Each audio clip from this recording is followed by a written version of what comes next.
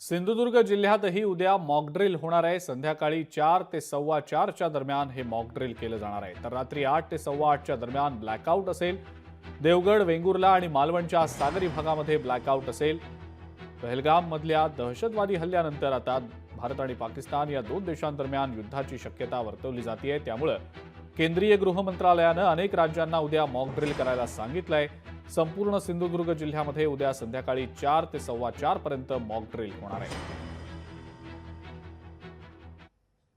4 वाजता जे आपल्या ज्या 4 ठिकाणी आपल्याकडे भोंगे आहेत ते भोंगे वाजवले जातील।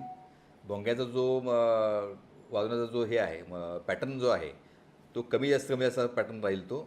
त्यामुळे हा भोंगा जर वाजला तो 2 मिनिटं वाजेल तर लोकांनी सुरक्षित ठिकाणी जाऊन लपावं, कुठंतरी सेफ राहावं अशी अपेक्षा आहे। याबरोबरीने संध्याकाळी 8 वाजता एक ब्लॅकआउट पण करायचा विचार आपला आहे।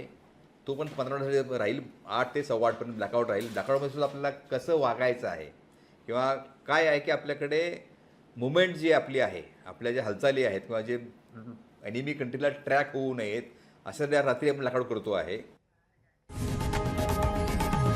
लोकशाही मराठी ऐका, पहा, जागरूक रहा।